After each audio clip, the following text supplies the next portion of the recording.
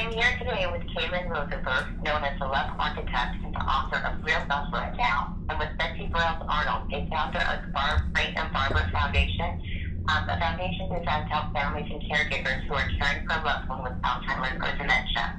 Welcome. Thank you. Thank you. Thank you for having us. I'm glad to be here with you here today. So, Betsy, can you please tell us your personal story about caring for your mom who is battling Alzheimer's? Well, there are a lot of challenges when you're a caregiver. I moved home from Houston to take care of my mom, and I think one of the interesting things is that we learned is role reversals. When my mother would have an accident and we would have to change her, she would feel so guilty for us having to do it, and she'd say, "Oh, I don't want you to have to do this," and we would say, "Mom, you took care of us our entire life, and now you're giving us a chance to take care of you." It's that unconditional love that you have for that person, and if the situation were different, you would do it for us.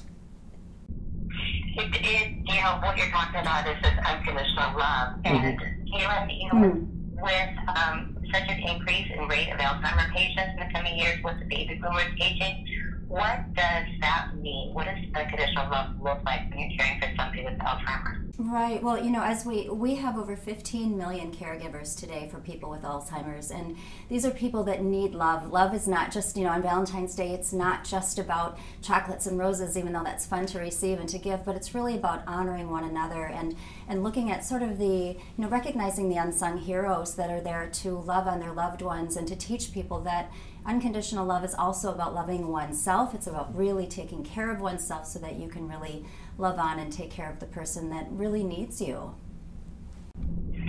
So you deal with a lot of different types of love relationships. How is this caregiver's unconditional love different from the love that most of us are more familiar with? I would say that it's one that's quite selfless. And I think all love should be selfless, right? We kind of forget that part. But it's a selfless love. It's a love where there, as Betsy has said, there's a role reversal that happens, and it's one that we're not always expecting, and as with all things in life many times. And so if we can just be kind to ourselves, if we can be less critical of ourselves, we can't always do everything perfectly, give ourselves time and space to just do things the way that we believe is best, and know that everything that we're doing, it does matter to our loved ones when we're helping them, those that are struggling with Alzheimer's, and to just, to be patient and to let love show itself the way it's meant to be. Well, Betsy, can you tell us, how did you cope and care for the changes happening when your mom's condition got more challenging over time? Well, you have to learn to adapt your life to the changes that are going on in your loved one's life. And because of that unconditional love, and truly caregivers, it's a labor of love of what you do. So your attitude is your greatest asset. I mean, we always looked at taking care of my mother as a privilege, and that made it positive. And I think that's one of the most important aspects of this disease is you have to look at it, from a positive standpoint. And but the caregivers, again, I have so much respect and passion for them because it's not an easy job. And that's why we're here today, is to celebrate them and what they do day in and day out, taking care of their loved one, that unconditional love that they give every day. What does that caregiving look like when you're, in the throes of maybe the end stages of Alzheimer's or dementia? What does that look like? Well, at the end stages, you're typically taking care of them 24 hours a day, 7 days a week. So, I mean, you get them up, you get them dressed, you feed them, you do everything for them that your mother would do for you as a child. And so it's, again, I go back to it's a labor of love, and it's not easy, but I wouldn't trade 1 minute of it. I would give anything to have one more minute with my mother. You said the attitude is everything. Can you tell me a little bit more about that? Well, if you, as I said, we looked at taking care of my mother as a privilege, and so that made it positive. If you look at taking care of someone as a duty, then it becomes negative. I mean, your attitude is your greatest asset. So, we always tried to look at whatever we were doing in a positive way, because we were taking care of someone, that we loved. I mean, she was my mother. I loved her. I would do anything for her. So it was that unconditional love that we have for each other made it easier, even during the tough times. And So what were some of the resources you use to help educate yourself about caregiving? And what can others learn from you if they have a loved one suffering? Well, you know, when we were taking care of my mother was back in the late 90s and the early 2000s, and there weren't that much resources. There's a great new website, Alzheimer's Unconditional Love.com. It's going up today. It's going to give you a lot of resources that you can do. There are a lot of good books out there today. We have a book that we wrote that's called Coach Broyles' Playbook for Alzheimer's Caregivers. It has a lot of information in there, but the website is a great place to go to. So that's Alzheimer's Unconditional Love. .com. .com. Okay. Perfect. Well, when we're talking about unconditional love, Kailen, what about care for the caregiver?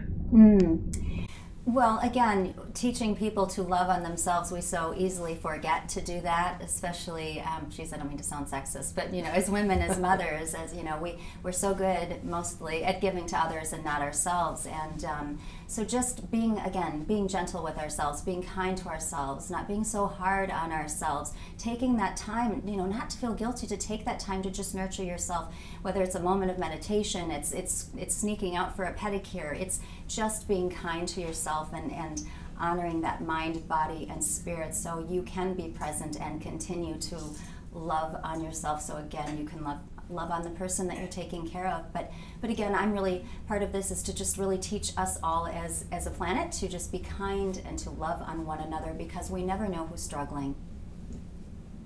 You never do know who's struggling. We don't. Absolutely. You don't know what people's going on in their life. As far as Alzheimer or dementia, was there a timeline of progression that your mom went through? Well, normally it can take 5 to 7 years before you really truly see the symptoms. And so it's a long disease. It can last, 10, 15 years. And so that's why it's so important and so difficult for caregivers, and they tend to isolate themselves. But to forgive themselves, it's not an easy job. It's something that you're going to make mistakes on, and it's trial and error. And so that's what, like Kailen was saying, you have to love on yourself. You have to give yourself unconditional love and ask for unconditional love from your family, because you're making choices every day between your family and your loved one that you're taking care of. And so that's why the labor of love and the unconditional love that you're giving to everybody is so important. And then reaching out for help when you need it. Yes, absolutely. You are your best advocate. You have to reach out and ask for help. Well, part of your mission is to redesign the love and family life to people everywhere. What advice can you share about redefining the role of children caring for parents or any loved one facing Alzheimer's? That's a good question. Yeah, thank you for that.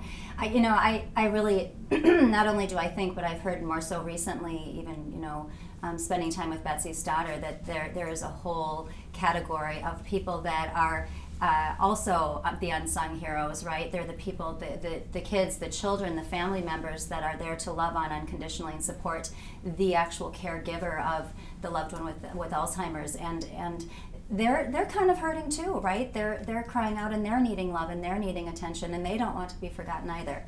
And so for me, and when I'm working with my clients and what I teach or working with the world, it's just about awareness, right? Awareness and understanding, compassion, empathy, seeking to see what's going on in people around us. And so once again, yeah, we have family members that need that love and that attention too.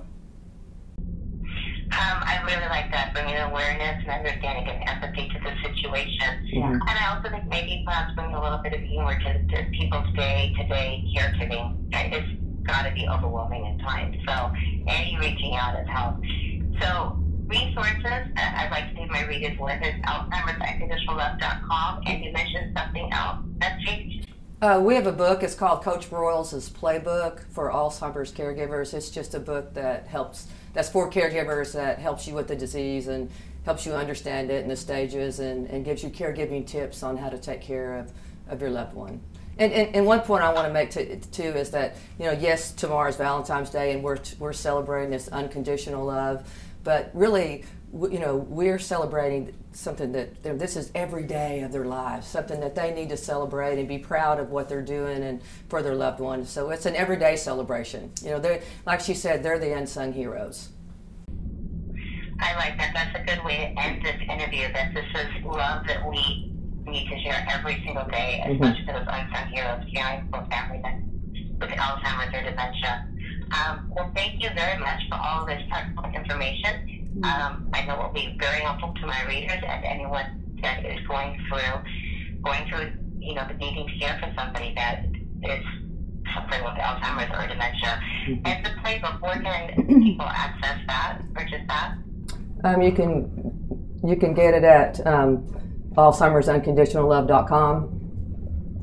Perfect. So that'll be a great resource for Thank you. readers. Unconditional.Love.com. Thank you very much, Betsy and Kailen. I have really enjoyed speaking with you today. Thank you.